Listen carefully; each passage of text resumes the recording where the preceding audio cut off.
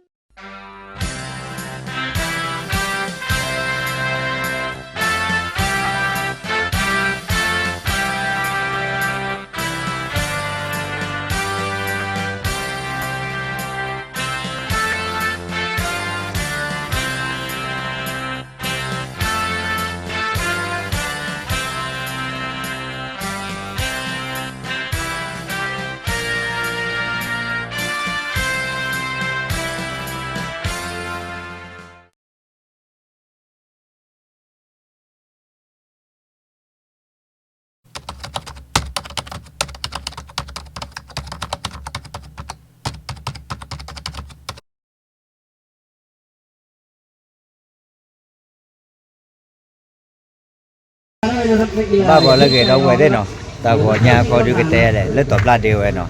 เอาไว้แต่หญ้าก็ดูกันสารว่าขี้เตอแต่แล้วขี้ลุยแต่แล้วขี้อ่ะไว้ตบกันแต่ว่าเขาละคริสต์มาสเนาะเอาไว้ว่าเขาพูดหรอแต่หญ้าก็ปัดแต่บ่มาเนาะปัดแต่บ่เลยลูกปัดว่าปัดแต่เลยลูกเลยเนาะแค่จะรอกับหญ้าว่าจะเป็นก่อนได้เนาะสารตาลีเนาะเลยให้ตื่นเช้าเลยให้มันก่อนละเล่นในมรภูเล่นเนาะปากกันย่อหล่อและสนาบุญเนาะเล่นเนาะเปียวเราไปย่อกับอ้ามอ๋อจมูกเปียวเราปากกันย่อมรภูเล่นเนาะเว้ยมรภูจอร่าที่เนี่ยก็ปอเราไปเล่นสนาบุญเนาะเล่นเนี่ยอันดาลูกเดือยนะบ้านเล่นเล่นไปดิแม่พุทธะเล่นบุญเล่นรุ่นเนี่ยบ้านเนี่ยจะกี่เขาได้บ้านเนาะปากกันย่ออ้ามพูดถึงก็สอนจบไปแล้วนะครับเนี่ยนั่นได้ปัดแต่วิลล์ยาเกนมาจามมาเยอะเลยไม่ได้กี่ฮาเกนมาใจอ่ะเล่นสนามบุญชั่วโมงแค่ก็จะปากกันยอกอร่อยจังมั้งนักพากย์อันดับหนึ่งของไอ้จังหวัดตากเลยพูดง่ายๆก็คือตัวเองนี่ครับเลยคนเนี่ยนักพากย์แก้วได้มาแล้วครับจะเลยนับเดี๋ยวอีกสักครู่เราจะให้เวลากับเขาเต็มที่เลยครับตอนเป็นเท่าไรไทยอ่ะมั้งจองเซ็กซี่นะครับหรือจากชื่อไทยง่ายๆก็คือที่ถาวรถาวรยูทูบเบอร์ครับยูทูบเบอร์ที่ถาวรไปยาดิ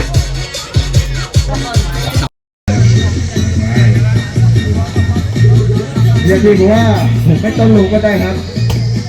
เรียนดีบอกว่าผมไม่ต้องเอาลูกน้องลงได้ดีแล้วไม่ซ้อมเพราะแข่งนำไปแล้วครับ1-0คือนี่ก่อนลงแข่งแล้วนะครับส่งให้เบอร์2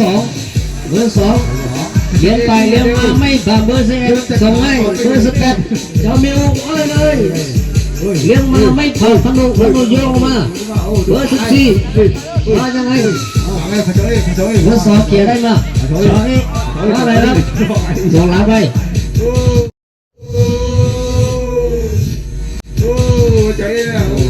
โยงออกมาไม่ตรงกรอบนะครับแค่นอไว้นอเอาไว้ได้พ่อบ้านตอบรับได้เลยวิจูสาทอเลยเนาะเอาไว้ได้แต่นิยาก็ดูเอาไว้ได้หยิบมาให้แกด่าโซโนคิกาเนาะเลิกเอาไว้ได้เล่นสนาบุญเนี่ยอาคาบ้านเราปัดแต่บอลโป้เนาะแกเนี่ยเฟซอย่าว่าผู้บอลรถตับเปียบอลตะเลิกรอที่แล้วตะเลิกรอเนาะไม่ได้ไม่ได้โอเคเอ้ยไม่สาด้วยใจเล่นเนาะแกให้รอตะกอยเล่นเนาะอาจจะมากล้าต่อจับเลยนะฮะกล้าเอ้ยจับเลยเนี่ยตามลงเตะกล้าตู่ยี่จ่ากล้าต่อยใจโอ้เลยจ่อกล้ากลับเลยนี่ได้กล้าใจเฮ้ยน้อยกล้ามันได้เนาะจีกลงนี่ดูไว้กันกูเนี่ยจ้ากล้าโตไม่ใจกลับเล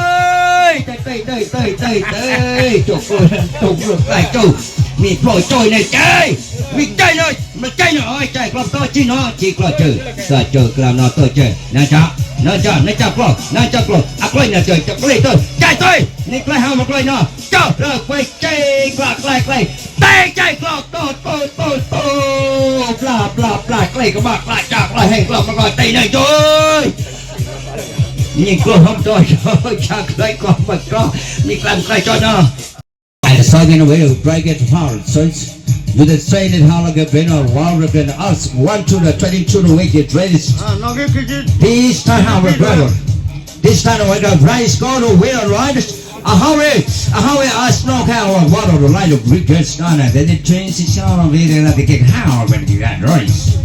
I the go away now that you get got it have a go show to ice on you kids not if you get a fake race kind of it and the standing count of the road is strong with a song count we'll try. Thank you to Chancellor number 1. Number one is no we gonna have logos. So say that this guy can have guys. With the great guys on. Now we're trying to regret us. The fragrance gonna wear a rally of racing. No we got a fragrance. With a yellow white snow we can always come past. A price cut of 20 euro right. And it's not go well. I stated you got 22 the weekend, 22 the weekend with Christ for a bow. A fragrance.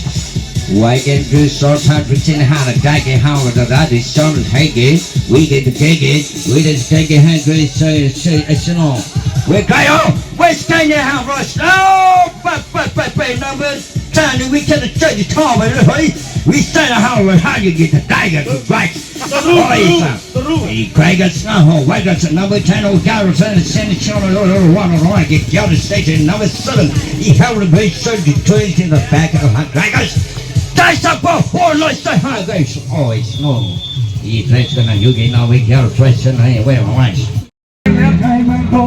ว่าแต่ละบ้านดักเลยพี่แล้วปัญญาร้านนอนก็ได้เนาะปัญญาหมู่ก็เนี่ยจะได้ไปติดเลยแต่ร้านมามันอะไรร้านนอนเช่นนอนแล้วเนี่ยไปให้มาเราดอนเนาะ โอ้โหเกือบไปแล้ว เอาไว้ไม่นี่ขี้เลยขอท่ามาไว้แต่เนี่ยก็ตะโกนดอนดีนะแต่เนี่ย ขอท่าตัดไม่ได้หรอ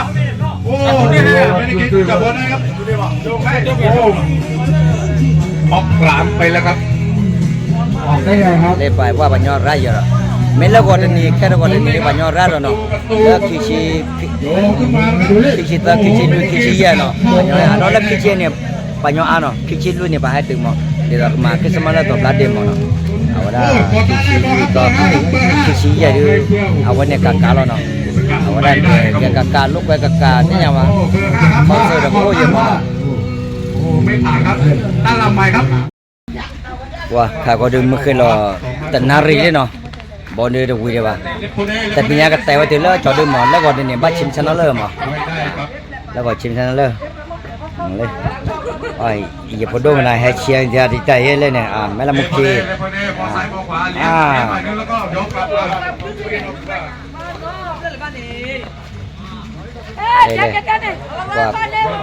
ว่าเลิกว่าได้ผมมุ่งไปที่อาเชียร์ได้ดิ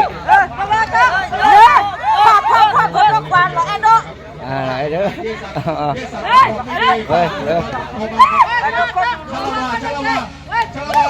ถ้าเราว่าบุญนอนเนี่ยใจอย่าเล็ดเลยไม่อยากมาเลยใจอย่าพลาดรับปั่นน้ำขึ้นพุ่นเลยแต่ตอนเหนือบ่ถ้าเราว่าสู้ถ้าเราว่าสู้บุญนอนว่าเว้ยโอ้ก็เชียร์ไว้เนาะแต่เราทำมึงน่ะเล่นในป่าเนี่ยป่านนี้เราจะรักกันเนาะแล้วมึงว่าอาเจว่ามันบ้านเราจะถือเนี่ยแต่จะถือเนี่ยแล้วก็ลอกมึงบ้านเรามาเราแล้วก็ลอกเล่นมึงแปลมา 2 ประตูต่อ 0ผู้ชายที่น้องชาย ฟังจบเป็นเล่นนะจบเป็นทุกเลยเล่นไอ้ครีเอเตอร์เว้ยเล่นป่ะตอนเชียร์ล้อมมาดีวะเนาะโอ้เด็ดเลยเลยใช่เลยใช่กว่าเราทำไมนะลูกเนี่ยเด็กๆลูกเดียวเนาะโอ้โดนลูกเนี่ยแต่ไม่ต้องบ้าว่าแบบตัว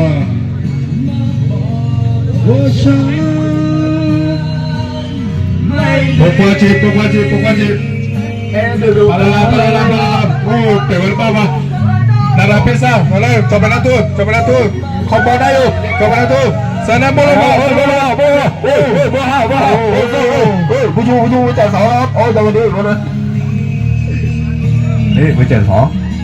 เข้าไปนะครับโมโลวาแต่เล็กจอไปแล้วตู้จอไปแล้วตู้เลยว่านี่จอไปแล้วตู้สนามก็เฮ้ยไม่ใช่เบอร์สี่สนามก็ผม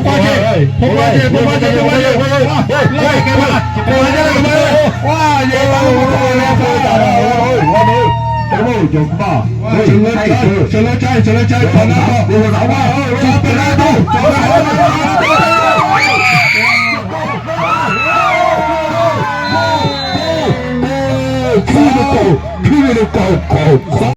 ว่าวันเดิมมึงหาเลยกว่าแต่น้องวิลี่เนาะนายเด้ตลอดเลยว่ากูเด้ดอดูเด้เนาะเอาไว้อุตเด้คิงกูเด้ก็บัดแต่กันแล้วก็กุยมาเนาะแต่แล้วว่าเราเคยแล้วว่าได้ก็สุดจริงชนะเลิศมาเนาะแปะคู่เนาะขอกูเนาะแล้วก็ตอนนี้เนาะแล้วแต่หายาก็ดูวิลี่เนาะนายเด้จะอะไรจะเราถึงมึงกว่าแต่เนาะแล้วกว่าถ้ามูเนาะจิกเลือดเจ้าว่าวิดีโอเคปาเต้ไปแล้วเนาะบ้าอะไรร้านเนี่ยแค่ไม่เช่แบบร้านไม่แค่ไม่เช่รอซี่เนาะแม่เอาไปได้วิดีโอเกิดกับปาเต้ไปแล้วแม่ดิแค่ไม่เช่กับตัวกันพี่อาร์มือก่อนเต้เนาะเอาไปได้หมอยาช่วยกับบ้านตึกก่อนดีกว่ากันบาย Okay.